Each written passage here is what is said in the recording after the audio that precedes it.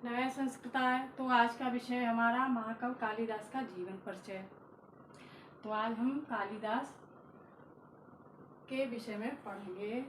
पहला है पॉइंट, संस्कृत साहित्य में कवि कुल गुरु के नाम से प्रसिद्ध कवि कालिदास का विश्व के मूर्धन्य साहित्यकारों में प्रमुख स्थान है।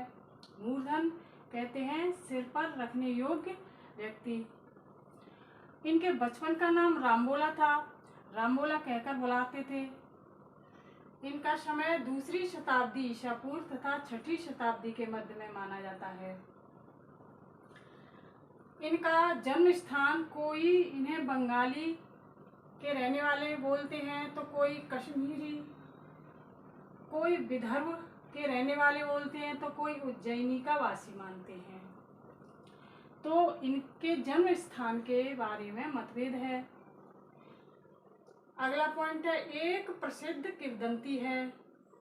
किंवदंती कहते हैं इतिहास से जुड़ी हुई कोई कहानी कि विद्योतमा नामक एक राजकुमारी बड़ी विदुषी थी।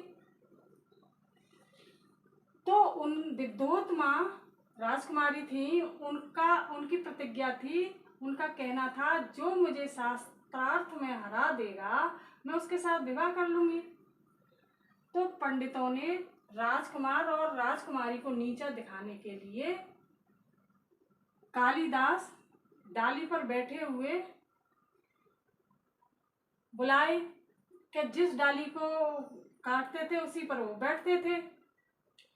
तो वो महामूर्ख थे, तो उनको बुलाकर निला धुलाकर और पंडितों के कपड़े पहनाकर और उनसे कह दिया कि राजकुमारी अगर जो भी प्रश्न करे तो उसका उत्तर मत देना, मतलब इशारों में देना। तो इशारों का जो सार गर्भित होता था, पंडित उनको बहुत मानते थे,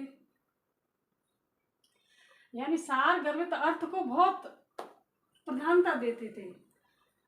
तो राजकुमारी ने राजकुमार से जब प्रश्न किए तो उन्होंने न कुछ बोलते हुए इशारों में उनको समझाया।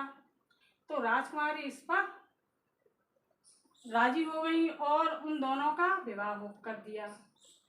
जब राजकुमारी को बाद में उनकी धूर्तता का पता चला कि ये मूर्ख हैं तो उनको घर से निकाल दिया।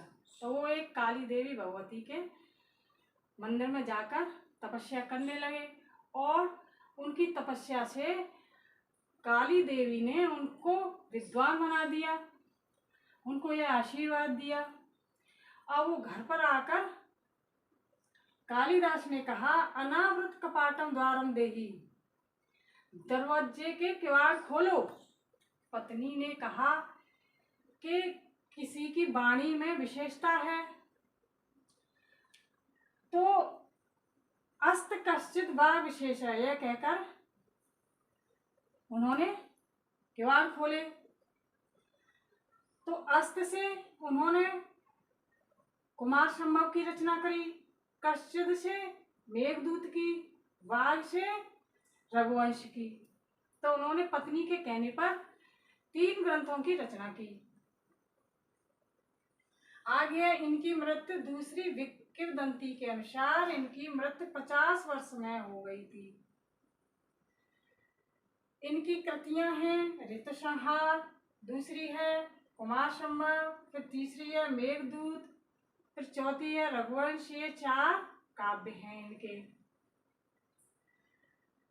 पहला नाटक है इनका माल विकाग्नि मित्र, दूसरा है विक्रमोर्वशीय, तीसरा है अभिज्ञान शाकुंतलम।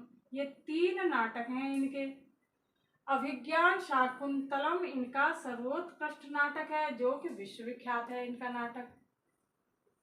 इनकी काव्यगत विशेषताएं हैं, भाव पक्ष में संस्कृत साहित्य में कवि कुल गुरु के नाम से प्रसिद्ध कवि कालिदास का विश्व के मूर्धन्य साहित्यकारों में प्रमुख स्थान है। बचपन का नाम बता दिया।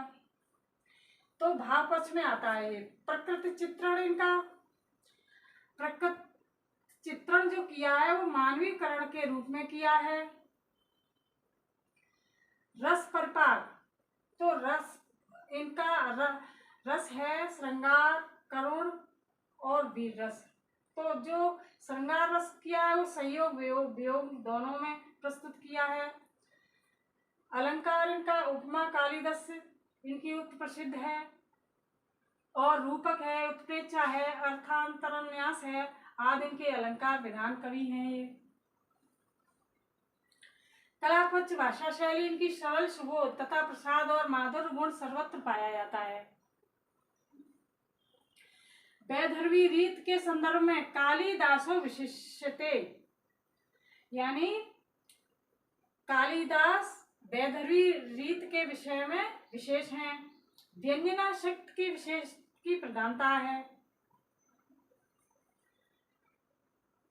छंदों में मंदाक्रांता छंद का प्रयोग पूरे मेघदूत में किया है। शार्दूल विक्रीडित छंद का प्रयोग तथा शाकुंतलम नाटक में मालिनी छंद का सुंदर प्रयोग किया है। गुरु इन्होंने अपनी पत्नी विद्योत्मा को ही माना है। ये शिव के उपासक थे और विक्रमादित्य के 9 रत्नों कवियों में से एक प्रसिद्ध कवि माने जाते हैं।